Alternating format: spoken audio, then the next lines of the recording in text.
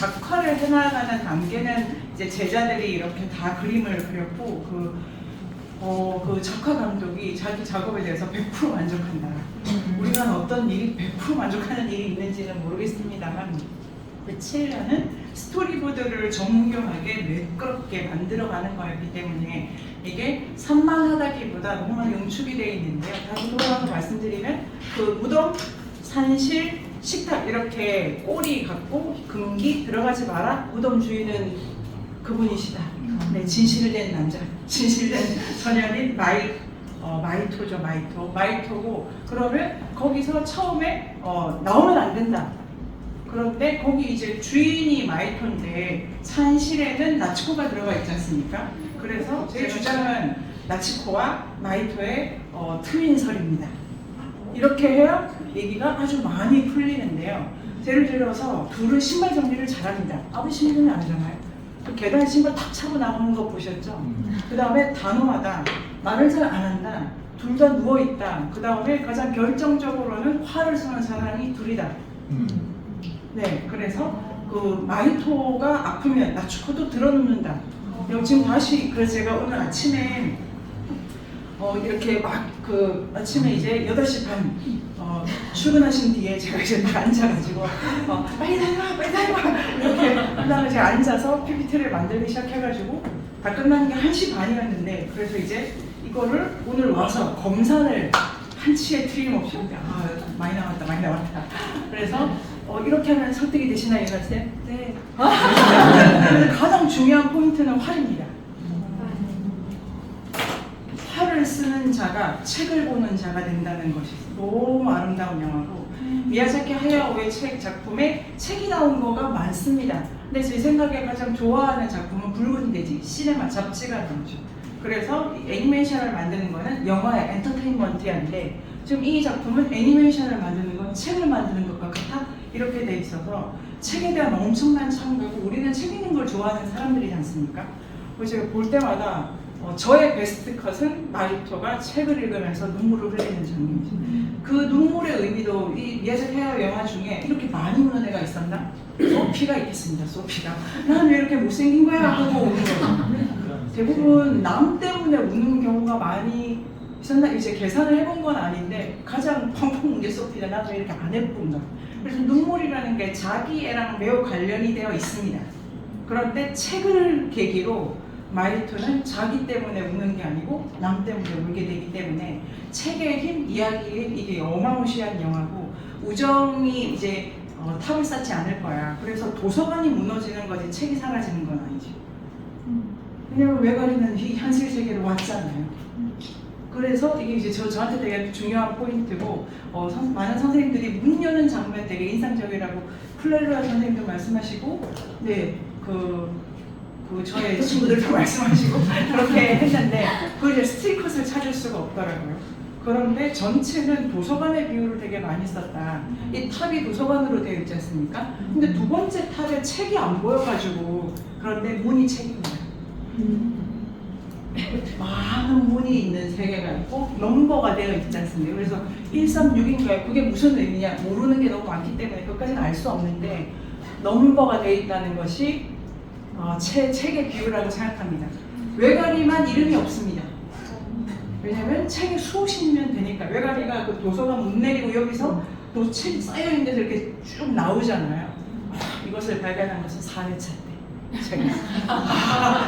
정말 저는 길고 긴 시간. 그래서 책의 비유고 그 책을 많이 읽어서 미쳐버리셨다라는 큰할아버지가 있지만 책은 미치게도 하고 구하게도 하죠. 그래서 이 책으로 도서관을 지어서 그 할아버지의 피를 받은 사람은 책에 이끌리게 됩니다. 그렇게 하는데 일단 희민의 집에 불을 통과해서 나오면 마이토가 처음 발견하는 게 책입니다. 의자 위에 책 있습니다. 2권인가 있고 떨어져서 이를 주워 올립니다. 당연히 키리코네 상에도 책이 있습니다.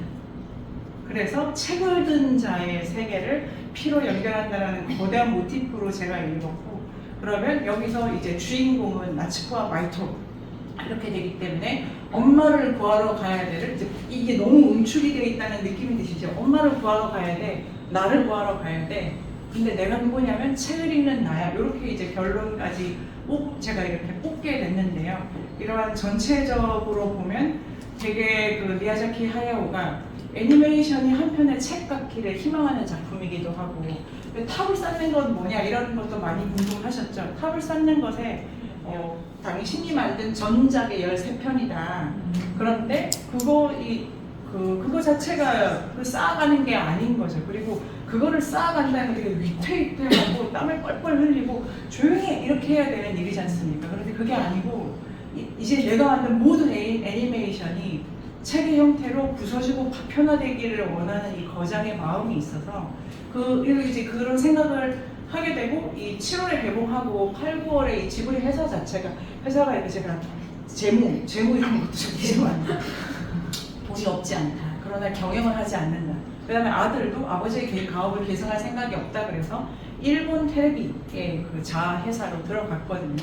이게 지금 지브리라는 왕국을 건설할 목적이 아니고 이제 자기를 깨겠다라는 거장의 이런 마음이 담긴 작품이고, 그런 걸 포함해서도 감동적인데, 이 작품이 이 앞에 10편을 생각했을 때 가장 이상한 게 저한테는 10번째 바람이 분답니다. 여기서부터 남자 주인공이라든지 그다음에 여러 가지가 지금 원래 앞부분에 썼던 긍정적이고 밝고 씩씩하고 이런 기운이 막 떨어져 가는데, 그 14년 자기 지식별 바람이 분다. 그리고 지금 2023년이고 7년 전에 기획된 거니까 지금 시간이 되게 많이 걸렸는데, 그 아주 많은 시간 동안 만들어진 이 작품의 세계가 너무 어둡습니다. 미야자키 하야오는 처음부터 패망, 해자인데 첫 작품이 나우시카죠. 나우시카라고 하는 게 세계가 썩어 들어가지 않습니까? 거기서부터 계속 멸망의 기조를 유지해 왔는데, 지금 이거는 멸망 이후라고 해도 좋을 만큼 한 조각의 케어도 그리지 않은 작품이어서 거장이 이제 뉴스에 다음 작품에 들어가셨다. 정말 궁금하네요. 진짜 폐허 중에 폐허에 이르셨는데 여기서 만들고 지금 그리는 작품이 좀 맛있게 드시네요. 보세요. 네. 자, 그래서 여기서 맛있게 드시는 플레르 선생님을 보면서 이 이야기의 다음 파트로 넘어가 보도록 하겠습니다. 이 이야기는 피가 철철철. 네. 피가 몇 분 나올까요? 기현쌤? 한 번이라고. 네, 한 번 맞고 나옵니다. 두 번째는 이거 배 가르면서. 네, 배를 가르면서 나옵니다. 그리고 세 번째는 잼입니다. 네.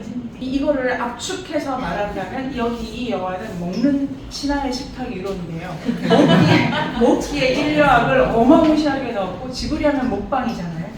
그런데 이 영화는 잘 일단 마이토가 깨작깨작 먹는다라고 강표생님 지난주에 걔가 그렇게 복되게 먹지 않는다 이러셨는데요. 그렇게 잼은 복되게 먹죠. 근데 그 씬을 보면 미야자키가 그려온 어떤 작품에서보다도 식탁이 빈곤하다는 거를 알 수 있습니다. 아니 그게 그냥 티타임이야, 티팟이 있으니까. 그런데 티팟이 있다고 보기에는 그 히미의 주방, 자, 웃기를 해보도록 하겠습니다. 여기는 히미의 집입니다. 히미 집이 원룸입니다. 아셨어요? 원룸입니다. 원룸이라는 점에서 그 하울의 움직이는 성 1층 정도로 갈 수가 있는데요. 키리코도 원룸 생활을 하시는 거죠. 그러니까 앞부분에 윗세상에서는 저택이 쫙 펼쳐지는데 밑에 오면 공간이 되게 축소되어 있고, 물론 그 탑은 예외입니다. 탑은 예외 미로처럼 되어 있는데, 그 키리코도 그 외관이랑 마이토가 싸웠을 때 좋은 차는 아니지만이라고 말합니다. 변변치 않고, 거기 이제 펠리컨은 굶어 죽기 직전이고 종이. 그 다음에 그 앵무새는 먹는 거밖에 관심이 없지 않습니까? 그게 풍요한 세계가 아니고 빈곤한 세계죠. 먹어야 된다에 목숨을 걸어야 되는 세계고, 그렇게 하는 데에서 키리코가 먹는 거는 좋은 차가 없어요. 여기는 먹는 것도 키리코가 자기 거 좋은 거 빼가지고 먹고, 어머님은 짜장면을 싫어하지 않습니까? 그러니까 좋은 거를 그 내장탕에 마지막 건더기 남은 거 먹었다는 걸 알 수 있죠. 왜냐하면은 와라라 하늘에 떴으니까 다 먹은 뒤고 나눌 준 뒤고 남은 게 별로 없는 거를 둘이 먹었기 때문에 또 별로 먹은 거 아니고. 그리고 가장 중요한 히민의 주방이 이렇게 길이 됩니다. 이 불의 길이죠, 불의 길. 대단히 첫 장면이 불의 길을 내가 뛰어가지 않습니까? 엄마를 구하러 가는데 이게 이제 길처럼 불을 헤치는데 그게 나중에 이제 아랫세계에서 내가 죽이기도 하고 살리기도 하고 그러다 보니까 불의 길을 다른 식으로 통과할 수 있게 되는 거예요. 길의 모티프도 되게 많고, 근데 이 길을 통과해가지고 앵무새의 식탁에서 그 희미의 주방에 오는 그 화덕이 제가 쌀처럼 쌓여 있어요. 이거를 우리 소피가 보시면 정말 그렇지 않을 텐데요.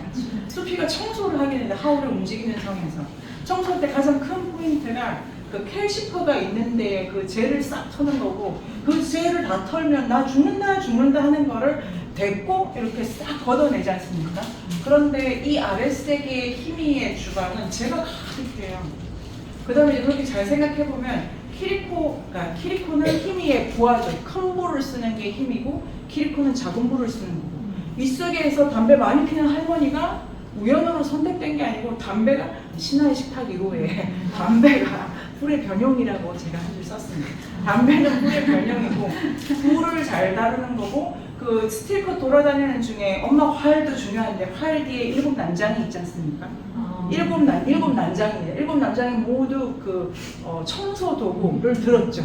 그래서 마녀 계열에 속하고, 미야자키 전체가 그 라퓨타 이후에 그 도라, 그 다음에 토토로, 여기 많이 없고, 그 다음에 키키부터 마녀가 쭉 나오는데요. 이 마녀의 종합판이 이렇게 세븐, 가디언즈 이렇게 되고, 이렇게 머리방울 똑같으신 거죠. 이 그 앞에 나치코가 있고 뒤에 이렇게 7 난장이가 있는데 단 한 사람 얼굴이 가려진 것이 키리코고, 키리코가 오른손에 요거 하나 들고 있는 게 불꽃의 상징이지요. 그래서 이 위의 세계가 왜 그렇게 길어야 됐냐고 플렐로의 선생님께서 제게 말씀을 주셨는데요. 위아래가 지금 대단히 평행적이고 오버랩되어 있고, 아래에서 위로 직접 연결을 되진 않는데 되게 공명하는 방식으로 그려졌기 때문에, 물론 아랫세계가 범위가 더 많은데 그만큼을 위에 그려내야 됐다고 생각해요. 이런 작전은 하울의 움직이는 성 말고 센과 치히로의 행방불명이랑 다르죠. 센과 치히로의 행방불명은 이 세계와 저 세계가 다른 세계이기 때문에 바로 그 세계에 들어가서 빨리 나와서 끝나는 거예요. 입구에서 끝나지 않습니다. 그런데 이 마이토 같은 경우에 그 입구를 한 번 가서 못 들어가, 맴돌아 들어가, 이렇게 됩니다. 2번을 이렇게 하게 될 만큼 이 세계가 평행적이다. 돌아가서 이 희민의 부엌이 매우 비난하다. 그래서 키리코의 집하고 희민의 집에 물건이 되게 많습니다. 그래서 청소하기의 인력을 또 제가 하고 있는데요. 왜 저 물건이 그러니까 없어서, 이거를 왜 우리가 너무 없어가지고 버릴 수 없어서 갖게 된 어떤 너저분함이 있을 수 있죠. 그러니까 그게 너저분하다기보다 청결할 수는 없는 거예요. 지금 내가 이 병 하나 없으면 다음에 뭐 담을 게 있을 때 쓸 게 없으니까 이 갖고 모으는 그런 상태죠. 키리코에 또 많은 키리코 그 드레스 그거 어디다 쓰냐 궁금해. 드레스 무슨 색? 영보라색. 네, 그래서 그러니까 다 빨간 계열인데, 키리코가 그게 재미가 있었는데요. 키리코가 갈 데가 있었구나. 이제 갈 데가 없어요. 이 새가 계속 줄어들고 있는.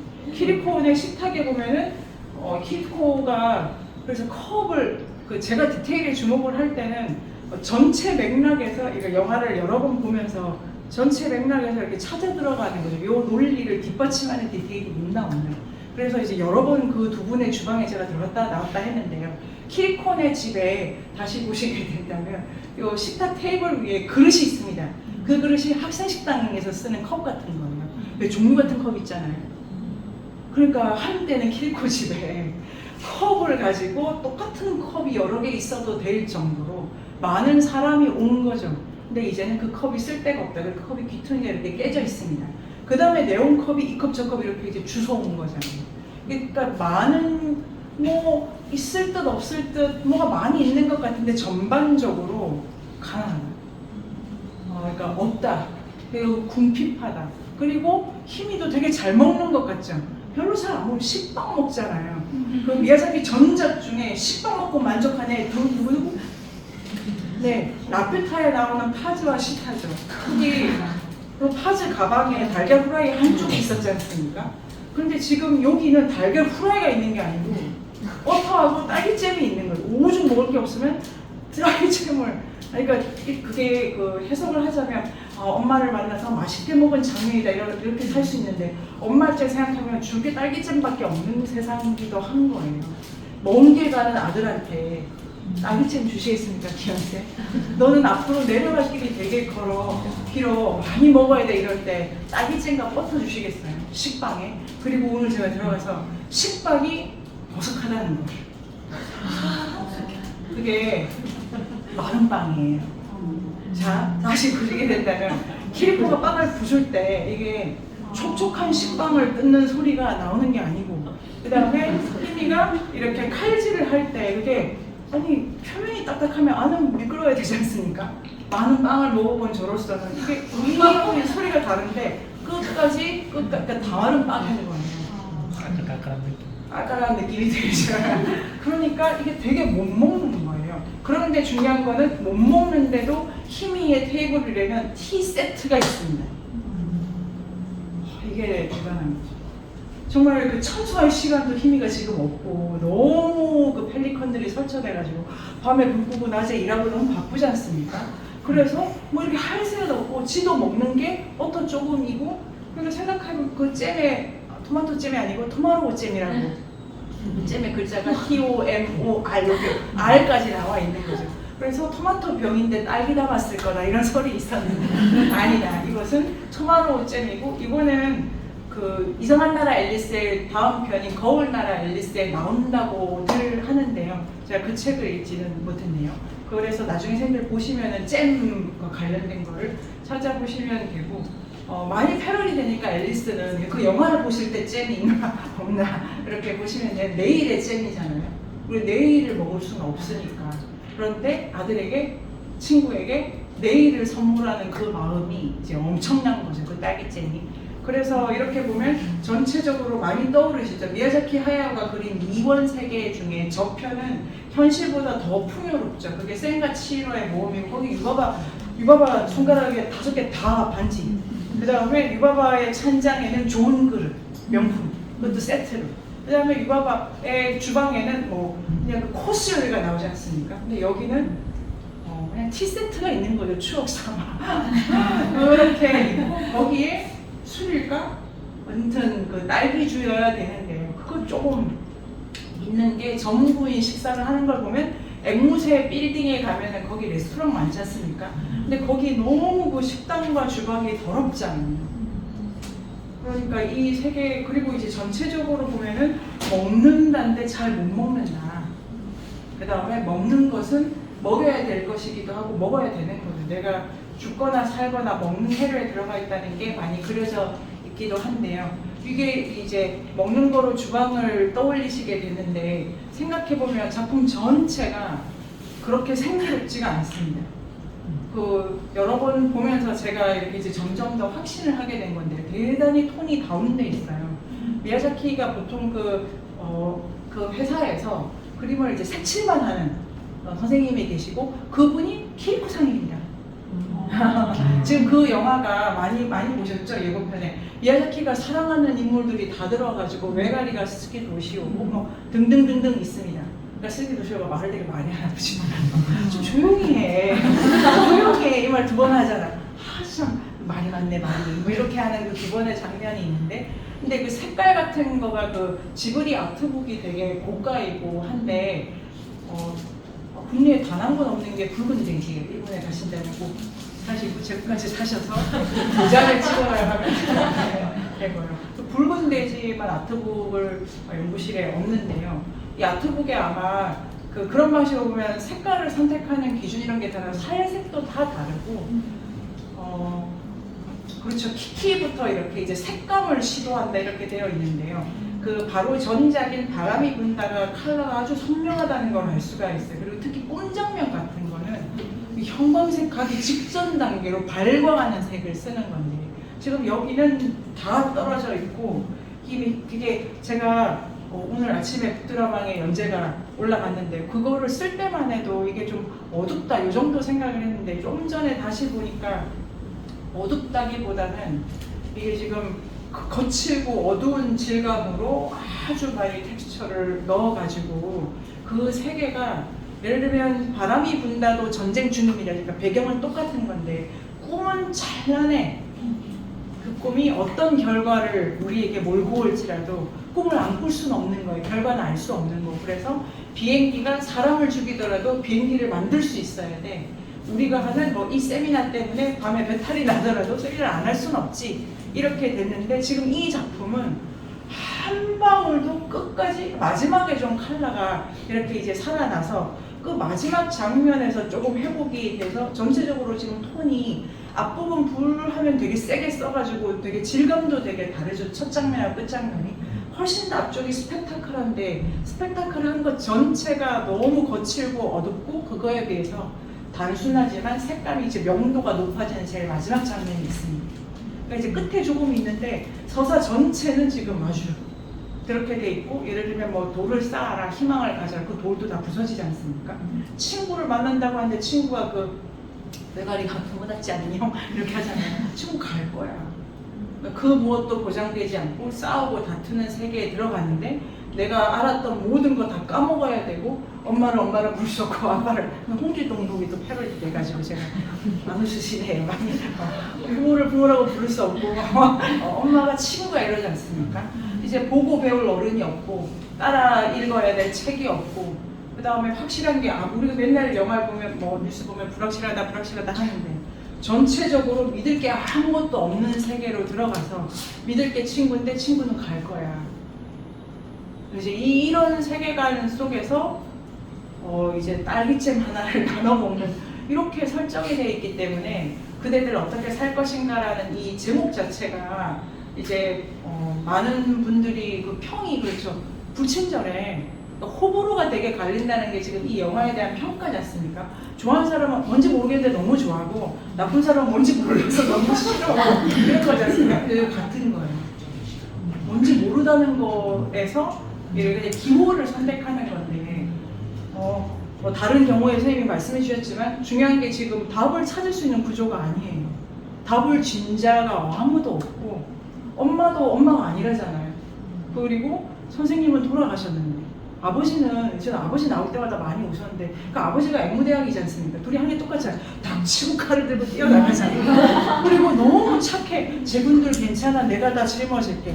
그 선인데 무조건적인 선이죠. 지금 아내가 뭘 느끼는지 아들이 왜 괴로운지 아무 관심이 없는 자기 선. 앵무대왕. 그래서 둘이 똑같고 마이크가 말하듯이 정말 다른데 많은 점에서 닮았어요.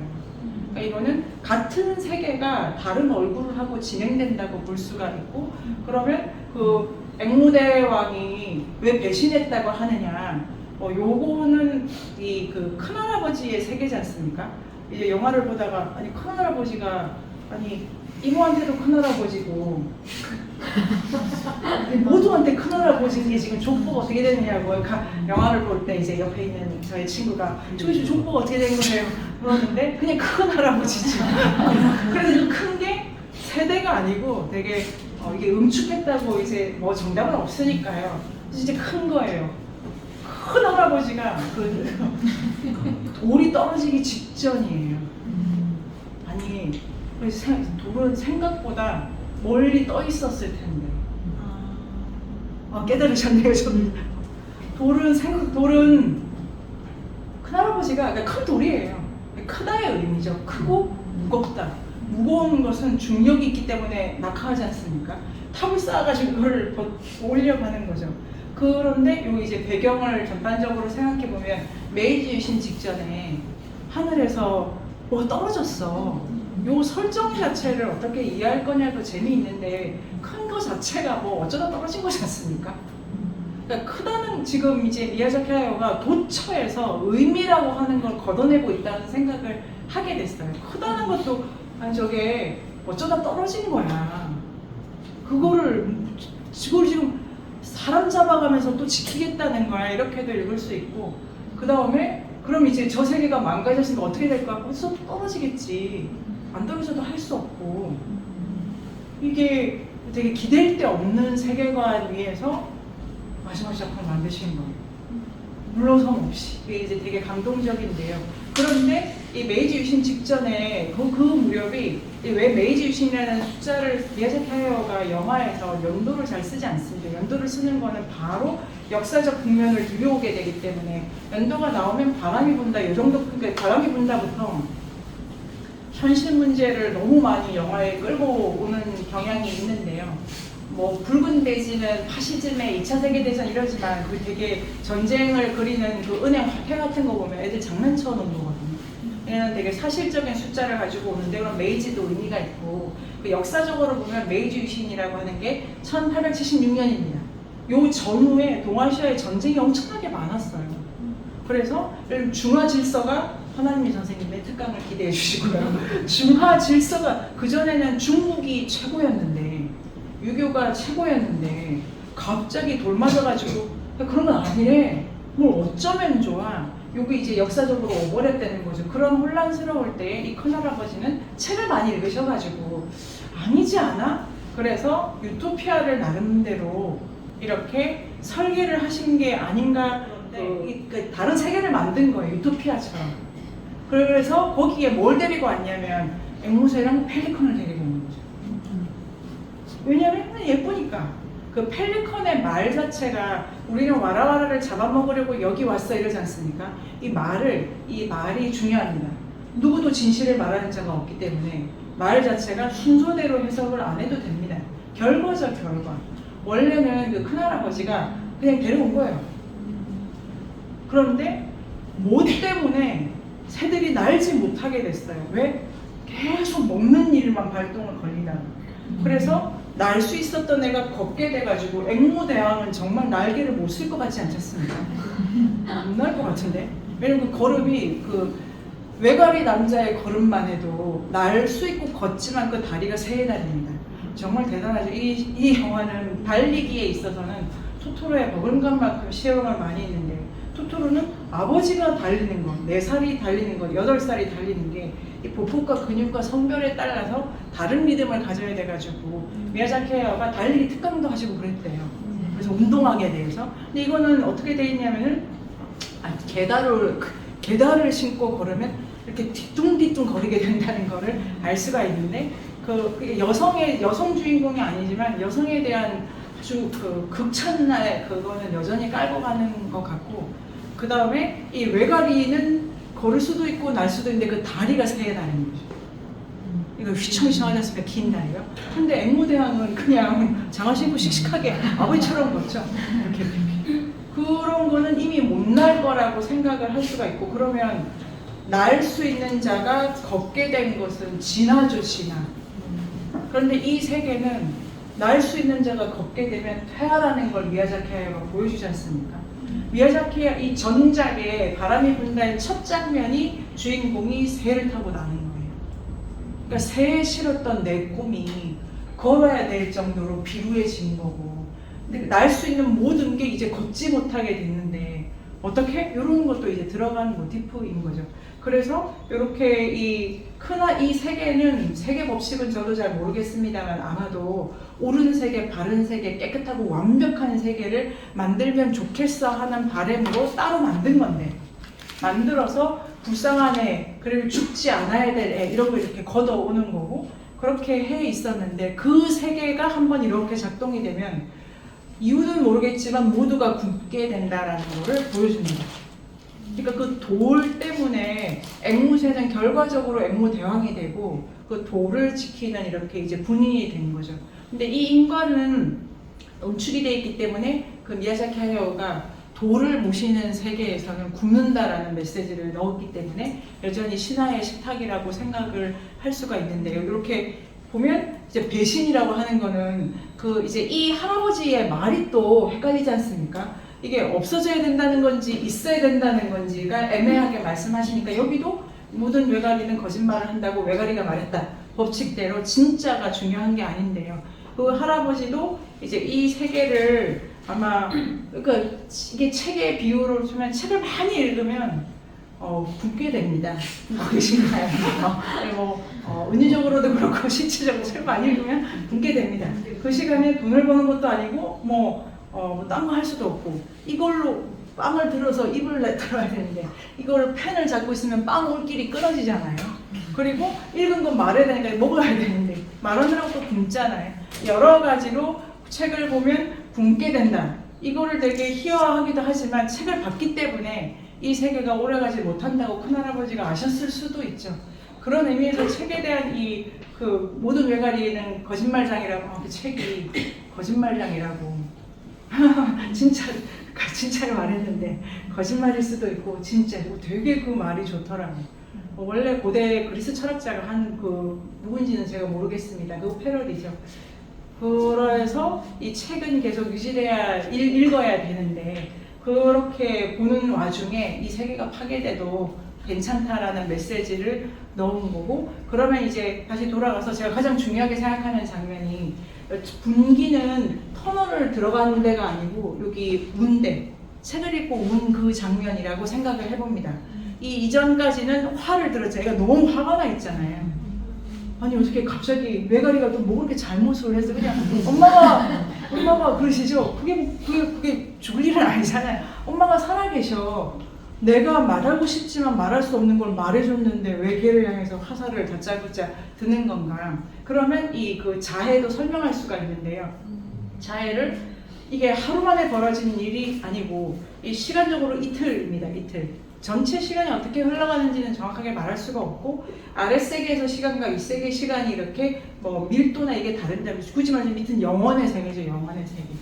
그 키리코는 언제 들어갔어요? 이런 식으로 하셨는데요. 그것도 뭐 지어내기 나름입니다. 원래 안 계셨는데 그때 들어가서 갑자기 영생을 그렇게 살고 계셨을 수도 있고 그런데 앞부분에 이 소년이 화가 너무 나 있었는데 자해를 한 가까운 원인은 친구들이랑 싸웠기 때문이죠. 저는 조금은 친구랑 왜 싸웠냐면 전학은 첫날부터 미움받지 않습니까? 모두가 싫어해. 왜? 아버지 차 타고 와서. 그러니까 원인은 아버지 차에 있고 이 아버지는 어떤 아버지냐면 돌 맞았는데 야 내가 다 이렇게 그런 다음에 그 아버지랑 대화 장면에 그 말투가 이렇게 수건을 덮고 있는데 안 듣자 이렇게 덮고 있고 수건 장면 되게 인상적인데 위에 새소리 들리고 그래서 깼어요. 새가 어디 갔어 그랬더니 아니 새가 뭘 봤다고 그래 할머니가 이렇게 수건 덮어주시는데 그 손이 너무 새 밝았더라고요. 나이가 들어가지고 쭈글쭈글 하잖아요. 그런 것도 되게 오버랩이 되는데 갑자기 아버지 와가지고 야 다 해결할게. 학교 안 가도 돼. 학교를 안 가도 돼. 그 학교가 뭐예요? 근로봉사예요. 그러니까 그 세계가 망가질 대로 망가진 세계죠. 너는 공부할 때 나는 일하는 게 이게 뭔 짓이야라고 애들이 화내잖아요. 이래 되지. 일이 뭐 하는 게 뭐가 나빠. 그리고 나쁜 전쟁이지만 내가 이렇게 해가지고 군대에 뭐 보낸대. 나쁜 일 아니잖아요. 그렇게 생각을 하는 그게 다 부정되고 난 왜 이 모양이야 이러고 있는 애들의 세계에서 그러니까 다 싫어. 그 다음에 이걸 좀 더 멀리 돌아가면 아빠는 왜 이렇게 싫고 밉냐면 새엄마랑 결혼했기 때문이죠. 그러면 새엄마가 미워 이렇게 해서 영화에 이제 음악이 불타고 오프닝이 들어가고 그 도시에 탁 하면은 새엄마가 너무 예쁘게 걸어오십니다. 태권도가 시간이 돼가지고 엄마가 이렇게 예쁘게 걸어오시죠. 이 엄마가 정말 무례하시잖아요. 그런데 이 처음에 무례하다. 근데 전체적으로 쌍둥이 설에 입각해 보면 이 흉터를 만지는 두 사람, 자기와 엄마입니다. 그 다음에 이 몸에 손댄 사람도 엄마, 자기가 자기를 이렇게 만진다 이렇게도 나중에 해석을 했는데요. 다짜고짜 야 동생 생겼어 그런데 거기를 미야자키가 이렇게 눈을 보여주지 않아요. 너무 싫어. 그래서 이제 자해를 왜 했냐, 살기 싫은 거죠 지금 얘가. 엄마는 너무 보고 싶고 아버지는 너무 이렇게 돈이 전부고 그 다음에 세상은 또 이렇게 친구 하나가 뭐 있을 만한 세상이 아니고 그리고 같이 살아야 되는 저분은 다른 애를 예뻐할 거고 지금 이게 지금 엉망진창이 되어가지고 이 그 말을 계속 안 하지 않습니까? 그렇게 안 하다가 도저히 이렇게 숨 막혀가지고 맞기까지 하는. 그래서 이제 그만하고 싶고 저는 그 말이 되게 진짜처럼 들렸는데 내가 넘어졌다니까요. 그게 친구에게 공격을 하기 위해서 더 벌 주려고 아니라 정말 내가 이게 지금 어떻게 해야 될지 몰라가지고 그런데 이제 아랫세계에 가서 어떻게 해야 될지 알잖아요. 생명을 부정하는 거잖아요. 자기가 자기를 해친다는 거는. 그리고 갑갑해서 때릴 수도 있고 아니면 그냥 좀 힘들어서 자기 얼굴에 뭐 주먹질을 할 수도 있는데 얘한테는 너무 이 시대가 이렇게 누르기도 한 점 때문에 뭘 어떻게 해야 될 수가 없어 이렇게 해서 이제 벌어진 사건이죠, 사건. 그런데 밑에 가서 처음에 이제 이런 사건 처음에 딱 들어가면은 그 무덤이 나옵니다. 그 다음에 그 안 될 일은 안 되는 거야 이러고 이제 잡아먹힐 위기에 처하다가 그 다음에 이제 그 키리코가 구해줘가지고 이제 아 죽어야 되는구나라는 걸 배운 거잖아요. 죽지 않으면 살릴 수가 없어. 그리고 자기가 죽이잖아요. 그렇게 자기를 죽이려고 했던 애가 남을 죽이게 되면서 이제 지금도 크는 거죠. 키리코한테 왜 그렇게 고맙냐면 아 제가 되게 중요하게 생각하는데 키리코 고마워요. 그 다음에 할머니 미안해요 있잖아요. 할머니 미안하다고 그 산실에 그 식당 밑에 넣어줄 때 그게 너무 감정적이었는데 그렇게 할머니가 뭐 미안한 일을 한 게 없잖아요. 근데 남이 나한테 수건 한 장 얹어준 게 고마워진 거예요. 그러면 사람이 이렇게 크는 거잖아요. 나를 뭐 이뻐하고 이런 게 아니고 그냥 내가 다쳤다고 수건 하나 얹어주고 내가 아팠다고 옆에 앉아만 있었는데 내가 말없이 와서 너무 미안해. 나를 걱정할 거야. 다른 사람 마음을 읽게 된 거잖아요. 되게 큰 장면이라고 생각해요. 그 건드리지 마라랑 이렇게 또 오법 중첩이 돼 있죠. 그 다음에 여기서 그 다음에 펠리컨이 와가지고 이제 다 죽는다 이러잖아요. 그런데 묻어주잖아요. 죽는 건 괜찮은 거야. 죽을 수도 있는 거야. 그 다음에 와라와라가 막 그 이제 캐릭터계 어떤 봉제인은 이게 지금 토토로를 이길 것인가 그건 되게 어렵고 미야자키 하야오가 토토로를 이길 캐릭터로 포녀를 만들었는데 게임이 안 됐고 뜻밖의 가오나시가 그래서 그 계열로 지금 너무 단순해. 이렇게 뭐 아무것도 없냐 얘는 이렇게 됐는데 와라와라가 펠리컨한테 죽게 될 때 죽이지 마 이렇게 하잖아요. 그러니까 죽으려고 했던 애가 죽이지 마라고 외쳤기 때문에 키리코의 배 자체가 되게 근데 그 무덤의 뒤에 나무 배의 나무는 똑같아서 살거나 죽는 거는 다 똑같은 공간 속에서 지금 처리되고 있고 키리코는 죽이는 자고 보호하는 자기도 했잖아요. 이게 같은 거고 그래서 이게 세상이 매우 복잡하고 관계적이다라는 걸 이해를 하게 되면서 외가리를 묻어주고 거기서 외가리가 아니고 펠리컨을 묻어주고 언제부터 외가리가 무릎을 꿇게 됐나 그건 중요하지 않은데 묻어주는 거라서 지금 볼 때 되게 좋더라고요. 묻어주는 거 보고 있잖아요 뒤에서 자기가 돕지도 않고 근데 그거를 본다는 게 저는 외가리 남자에게는 되게 중요한 키였다고 생각이 들고 그 다음에는 이제 널 떠날 거야 뭐 싫어 좋아 이거 다 그러니까 말할 때 말의 내용은 지금 이 영화에서 하나도 안 중요해. 너 안 만나 싫어해. 그래도 뭐 싫다고 해서 너를 돕지 않을 이유가 되는 건 아니야. 그러니까 한 사람 한 사람이나 사건 하나하나가 좋은 일 나쁜 일 지금 그런 차원의 문제로 보면 안 돼. 네가 그걸 가지고 뭘 할 거냐만 남는 거라서. 그래서 이제 느낌이 오시죠. 전체적으로 이렇게 해서 그 키리코 때문에 얘가 몇 단계 지금 그 배에서 몇 단계를 갔어요. 그래서 선생님인 거죠. 자, 그래서 정리를 할 수도 있는데 우정이 뭐냐? 우정의 보기가 세 사람 오지 않습니까? 한 사람이 힘인데 안내자죠, 안내자. 그리고 마이토는 전 구간을 혼자 뛴 적은 없거든요. 그러니까 어떤 경우도 누구랑 같이 있었고, 요거는 뭐 미야자키 하야가 좋아하는 설정인데 두 번째가 키리코잖아요. 배우는 게. 세 번째가 외가리 남자인데 이건 책입니다, 책.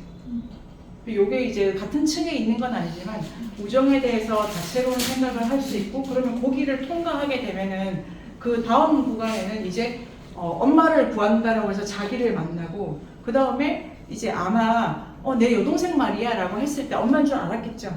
이모라고? 막 이렇게 됐을 때 그러면 이제 이미 그때부터 엄마랑 시간을 다르게 보내고 있는 거고 그렇게 되면 엄마를 구하거나 잊어버리지 않아야 된다 이게 많이 해결됐을 텐데요. 처음에 그 성에 들어갔을 때 가짜 엄마 있잖아요. 그러니까 엄마는 환영이야. 엄마는 친구해야 돼. 이게 그러니까 네가 생각하고 그리워한 그 대상이 아니고 네가 뭘 할 수 있는 대상만 남아있고 그 대상을 엄마로 부르든 선생님으로 부르든 뭐 동생으로 부르든 그 이름이나 명칭이나 지위는 중요한 게 이제 아닌 거죠. 문제를 다 자기에게 다 돌리는 거예요. 세상과 관계없이. 그래서 이 마지막에 친구, 우정 이런 거를 생각할 수 있었는데요. 전체적으로는 제가 드리는 말씀이 어떻게 어머니 그니까 그리워하는 어머니가 환영이라는 것과 정리가 되는데 네. 그다음 힘하고 어떻게 연결된다는 자 그렇게 했어요. 그래서 마이토의 입장에서는 엄마가 환영인 걸 알았는데도 그때 화를 내고 있잖아요. 그러니까 이게 걔가 왜 그랬냐보다 서사 전체를 보면 미야자키가 하고 싶은 말까지 이르러야 되니까 엄마 환영이야. 네가 믿는 레비스트로스나 네가 믿는 니체가 환영이야. 그러니까 환영인 거를 알면 그 다음은 어떻게? 요 구간을 또 마이토가 달려줘야 되니까 내려가 이래서 장미 탁 떨어지는데 이 장미는 엉덩이 탐정이라고 하는 유명한 만화가 있는데 거기 그런 씬이 많이 나오는데 저런 것을 딱 완전 이게 엄청나게 패러디가 이 작품 자체가 자기 패러디 되게 많고 레비스가 미야자키 하야오가 그다음에 다른 뭐 여러 가지 고전도 많이 영축이 되어 있어서 그걸 찾는 재미가 있는데요. 다른 목적으로 쓰여진 거죠. 근데 두 번째 구간에서는 마이토는 계속 그냥 엄마를 찾아야 돼, 구해야 돼. 이게 아까 말씀드린 것처럼 자기를 그러면 어떻게 살아가야 될지를 그 다음에는 해석하고 찾아야 돼야 되는 구간이 있고 그걸 미야자키 하야오가 엄마를 찾는다라는 말로 하는 거죠. 그래서 너 그대들 어떻게 살 것인가라는 질문은 누가 던지느냐, 그대들이 누구냐 이게 되게 중요한 포인트고 질문 자체는 미야자키 하야오가 일단 던진 거고 그 다음에 그 질문을 자기식으로 바꿨을 때는 나는 그럼 어떻게 살아야 돼? 환영과 함께 어떻게 살 거야? 환영이 아니라면 뭐가 남았는지를 이제 이해해가는 구간을 달려야 되는 거죠.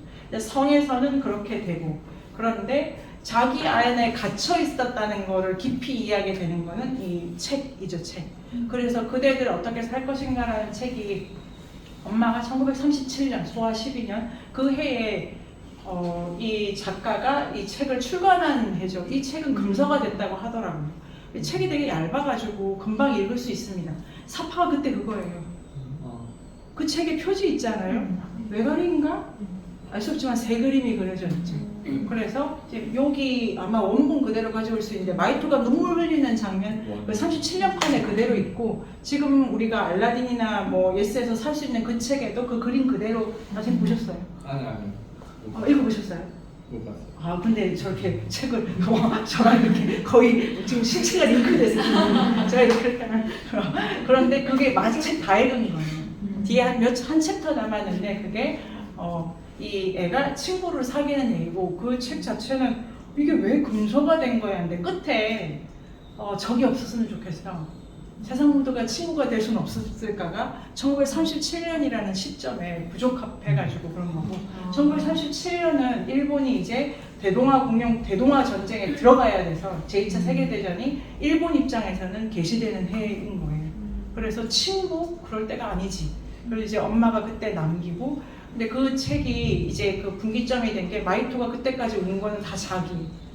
내가 엄마가 너무 보고 싶어 그러는데 그 책을 읽고 막 울잖아요. 그 다음에 갑자기 그 엄마를 봐라. 그러니까 나보다 근데 그 책 자체는 그렇게 울만한 에피소드가 없는데 이 책의 내용은 완전히 다르고요. 그런데 다른 삶을 보게 되는 게 책의 의미잖아요. 중요한데 아까 마이토랑 나츠코가 이렇게 쌍둥이 설에 있어서 이 화를 든 것도 그래서 엄마 그 누워 있을 때 볼 때 그 옷걸이에 아버지 와이셔츠 처음에는 와이셔츠고 나는데 그게 아니고 화를 이렇게 올려보는 그래서 활 있는 데서 끝나거든요. 그래서 화를 들어야 되겠다. 그 다음에 그 담배값 들고 오잖아요. 그래서 이게 지금 그렇게 해가지고 이 화를 들었는데 책을 본 뒤로부터는 화를 내려놓죠.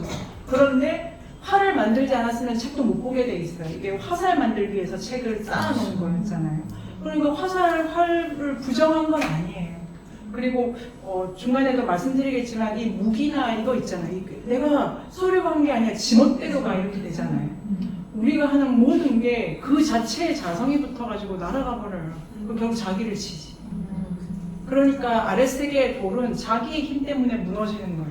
그 미야자키 하야오가 왜 전쟁에 대해서 그때 진지쌤도 말씀해 주셨는데 그 나쁜 아버지가 군수공장 했는데 똥똥거리고 다시 잘 살게 되는 거니까 전쟁을 찬양한 영화라고도 할 수가 있다는 그 평도 있더라고요. 그런데 지금 이 세계는 전쟁을 일으킨 자들이 자기 힘 때문에 무너져 내릴 거라고 미야자키가 보고 있습니다. 요거는 지금 그 책으로 가는 문이라고 미야자키가 선정한 이하나미 청소년 문고 50선, 요거 이렇게 서문만 묶은 책이 있는데요. 그 뒤에 미야자키 하야오가 2011년이죠, 3.11 이후에 세계관을 넣은 부분이 있어서 지금 뭐 출발점, 반환점 이 책 두 개 되게 재밌게 미야자키 하야오에 대해서 공부할 수 있는 거 말고 그 책으로 가는 문 뒤에 그거를 보면은 비슷한 얘기, 비슷하게 생각을 할 수 있고 그래서 이 트레일러가 없다. 그 다음에 말을 안 한다. 그리고 이제 빨리 우리가 가면 됩니다. 그 다음에 지키려는지 무너뜨리는지 다 애매한 거죠. 지금 계속 애매하고 정답이 없는 방식으로 간다. 그 다음에 요거를 이제 좀 전에 드렸던 말씀하고 추가적으로 설명을 드리면 이 작품이 이제 미야자키가 하늘을 다 포기한 작품이죠. 바람이 분다까지는 하늘입니다. 하늘을 그리는 것 자체가 표정이 있고 하늘을 날아올린다는 건 꿈을 가지는 거여서 특히 지루가 이렇게 하늘을 보는 건데요. 지금 마이토의 시선은 그거를 넘어가지가 않아요. 그 위에 뭐 외가리가 있는 거예요. 그러니까 정말 그리고 만약에 외가리 남자가 스즈키 도시오라면 미야자키 하야오는 스즈키 도시오에게 참가를 했는데 우리가 지금 볼 수 있는 최고 높이의 친구를 둔 거예요. 그 다음에 외가리가 아침 햇살을 받으며 날아와 이런 너무 찬미를 또 어떤 게 자기의 인생의 그림에서 내 가장 친한 친구를 내 눈높이 끝에 두는 장면을 넣고 그다음에 태양과 함께 날아오르면서 나를 쳐. 이거는 최고의 클리어고 이거는 잘 만들었다. 우정에 있어서 나를 치기 위해서 태양과 함께 날아오르는 이런 게 있는데 하늘은 포기되죠. 지금 되게 관념적인 하늘이죠. 관념적인 하늘이고 이게 생각을 해볼 필요가 있습니다. 이게 좀 하늘에 가는 것 중에 가장 높이 올라간 게 미야자키 작품에서는 라퓨타입니다. 라퓨타 바루스 외치고 이렇게 떨어지고 나서 더 높이 올라가는 거죠. 이 남아 있잖아요. 근데 이 작품은 하늘에 속할 법한 탑을 무너뜨려 버렸어요. 미야자키가 이 세계 저 세계 이원 세계 많이 썼는데 둘 다 보존하는데 이거는 그 훌륭한 그 세계를 다 부숴버려서 탑이 부서지는 거예요. 탑이 부서져도 어디서 비슷한 애가 또 솟아오르겠지만 미야자키한테는 탑을 부수는 일은 어려운 게 아니에요. 그러니까 전쟁에 막 불타고 이런 거를 그리는 것도 많이 그리셨잖아요. 근데 탑을 부수는 이 그림도 불타는, 그러니까 남이 나를 때려가지고 내가 뭐 잘못해서 내 세계가 부서지고 말고 내가 원하는 방식으로 이룬 그 세계가 자기 무게를 못 이겨서 떨어진다. 이런 거는 되게 생각해 봐야 될 점이고 하늘을 나는 것 중에 핵심은 이 비행기에 누구를 태울 건가 이런 게 있었는데요. 그래서 붉은 대지 같은 경우에 무기를 실으면 사람을 실을 수가 없어. 그래서 피오라고 하는 병비사 시기에서 양쪽에 무게 포탄 2개님 하나 빼고 피오를 실는 거죠. 그런데 바람이 분다 이렇게 되면 사람은 못 실어요. 그래서 자기도 비행기에 못 타죠. 그리고 안경을 끼지 않습니까? 근시를 해서 아예 못 올라가게 했어요. 그런데 여기는 누가 나냐면 외가리 남자가 자기 다리로 친구 둘이 데려가지 않습니까? 비행기는 거기 있습니다. 그런데 너무 힘들게 날잖아요. 난다는 것에 대한 건 여전히 가지고 있지만 하늘의 광대함은 적었다. 근데 하늘의 의미에 대해서는 미야자키가 하늘을 그릴 때 가장 참고로 삼은 사람은 셀테치 베리입니다. 작품은 야간비행, 남방부평기, 인간의 대지. 그 중에서도 인간의 대지가 미야자키의 하늘론의 핵심에 있는데 그걸 확인할 수 있는 게 포스터입니다. 키키 같은 경우에 나는 밑에가 지도지 않습니까? 그 다음에 라퓨타 밑에 광산마을이 있는데요. 하늘을 난다는 거는 땅 위에 그어진 금을 딛고 날아가는 거죠. 금을 보는 거예요. 아, 이런 구획이 있었구나. 여기 갇혀 있었구나. 이건 이 땅이고 저건 내 땅이라고 했구나라는 걸 아는 건데 이 지금 마지막 작품은 하늘을 다 버렸다는 게 금이 어디에서 그어지든 이 금도 저 금도 다 오래 못 갈 걸 이런 거고 지금 터진 전쟁에 대해서 어떤 느낌이 있으실지도 궁금하기도 한데요. 여러 가지를 생각을 하실 것 같아요. 그 다음에 바람이 분다에 이게 오프닝 씬입니다. 새입니다. 새. 그러니까 이 새가 나중에 그 지로가 만들고 싶은 비행기가 새를 닮은 건데 그 포를 실어야 되니까 새를 못 만들게 되는 거예요. 그렇게 된 이 첫 장면에 여기 이제 지금 하늘이 별로 안 나오겠는데 싶은 것이 여기가 첫 씬인데요. 산이죠, 산. 그 전체적으로 현실적으로는 조망하는 씬이 씬을 못 써요. 바람이 분다에서는 꿈에서 조금 나는 게 재밌게 그려지는 거죠. 그래서 하늘이 언제부터 포기되는가 아니면 적게 되는가는 바람이 분다를 분석할 수 있는데 전망하거나 조망할 수가 없고 그 샌드지베리는 저 섬에 있는 사람, 이별에 있는 사람을 우편 배달부가 서식을 연결하면서 이 금들 너머로 인연을 이어줄 거야라고 인간의 대지에 썼는데 금이 얘들 지금 되게 이제 하늘이 좀 접힌다는 게 재미가 있고요. 그 다음에 취재 미야상이십니다. 유튜브에 치시면은 미야자키와 샌드지베리를 치시면 그 샌드지베리의 비행 경로를 따라가신 여행을 하셨더라고요. 그래서 그때 먹은 음식, 멀미 이런 거 하시면서 이러시고 사하라에 가보고 싶다. 그리고 이거 그래서 이제 그 DVD가 나와가지고 본인이 이렇게 그림도 그리시는데요. 그래서 새가 이제 날지 못하게 된다도 있고 그 다음에 지로죠. 이 전작품이 비행기를 타면 죽는다 이런 것도 많이 썼기 때문에 이 다음 작품이 이제 하늘을 그리실 수가 없었다. 그러면 하늘 대신에 이제 나오는 그림은 복도나 길 요 씬이 이 작품에서 지금 그대를 어떻게 살 것인가 되게 많이 있죠. 첫 장면도 불의 길이고 지금 보니까 불의 길을 갔더라고요. 이 집에 들어갔을 때도 정문으로 가고 그 다음 복도인데 방향 틀기 전에 이 두 사람은 왼쪽으로 가지만 저 뒤에 깊이가 골목처럼 있고 여기서도 다 복도 씬입니다. 깝깝하고 그 다음에 이 현실 공간에서 이 마이토가 복도를 가니까 다 막힌 거잖아요. 앞에 할머니가 있는데 가방 둘러싸서 꾸물떡꾸물떡 하는 거 뒤에도 깊이가 있고 나오면 또 내려가고 그런데 이 현실 공간에서 마이토가 많이 못 올라가요. 가장 많이 올라간 게 2층이죠, 2층. 탑은 더 못 올라가지 않습니까? 그 다음에 내려가는 것도 많이 못 내려가요. 왜냐면 2층에 있는데 1층도 못 내려갔잖아요. 2층에 가면 엄마가 죽는 걸 봐야 돼. 1층에 가면 실은 새엄마를 봐야 돼. 이 두 개가 끼어가지고 오르지도 내리지도 못하는 상태니까 깝깝하게 숨 막히는 상태에 이미 있어. 그게 첫날이거든요, 첫날. 학교 가기 전에 지금 견딜 수 없는 상황이에요. 오도 가도 못하게.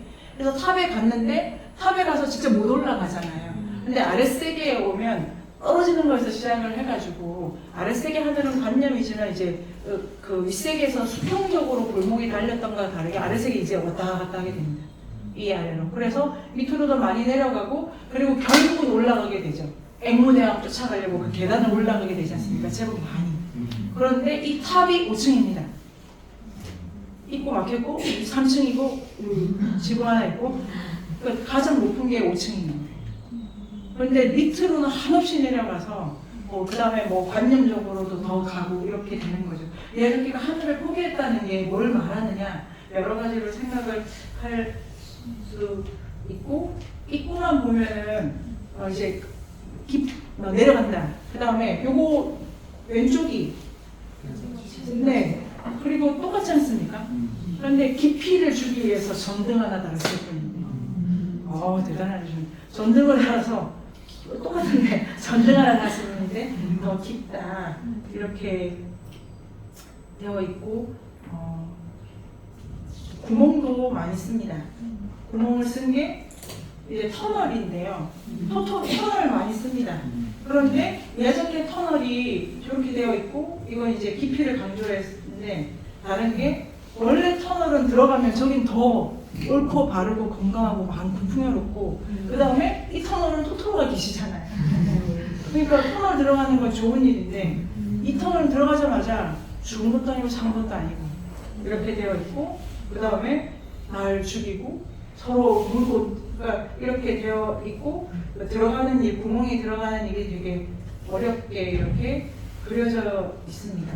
그리고 나중에 이제 올라가게 되는 거, 요거 제 스틸 컷을 딱 맞는 거를 찾지는 못했는데 이렇게 벽도 올라가고 요거 잡으면 끊어지는 거 여기서도 라퓨타에서도 쓰고 많이 쓰신 거예요. 이렇게 해서 이 센가치로가 내려가는 저 계단을 이제 오르는 데도 쓰기도 하셔가지고 이렇게 결론입니다. 뒤에 많이 있는데 일단 결론을 내려보도록 하겠습니다. 그래서 여기 여러 가지 세계관이라든지 뭐 쌍둥이 설이라든지 먹는다든지 그 그대를 어떻게 살 것인가라는 질문을 자기가 품는다는지를 말씀을 드렸는데요. 친구랑 같이 힘들게 오르고 힘들게 내리고 지금 미야자키 하야오가 날거나 뛰거나 합니다. 근데 이 작품은 천천히 걷고 잘 안 뛰고 가만히 있고 그래서 정지씬을 되게 많이 쓰고 있다. 이것 자체가 방향을 지금 더욱더 보기 어렵다. 이렇게 봐서 예를 들면 뭐 가장 많이 걷는 자들 중에는 아시타카인데 달리는 거지 않습니까? 걷는 장면 별로 안 쓰십니다. 그게 엔터테인먼트로는 좀 그 임팩트가 떨어져가지고 근데 지금 이게 되게 느긋하게 가고 그래서 그 한번 유튜브나 그 구글에 이 포스터를 검색을 해보시면 나라마다 막 다 있지 않습니까? 각자 가장 인상적인 장면으로 최고의 포스터를 뽑았을 때 제가 뭐 우리나라를 좋아해서라기보다 요 주제에는 요 포스터가 가장 잘 만들어졌다고 생각합니다. 아주 힘들게 저기 뭐 보이지 않는 데를 힘겹게 간다. 그래서 우정에 갖는 의미, 세계관을 제가 두서없이 말씀드렸는데요. 여기까지를 우리가 시속 100km로 달려가셔야 나는 없기 때문에 좀 쉬면서 네네. 네이버 검색창에 인문공간 세종을 검색하세요.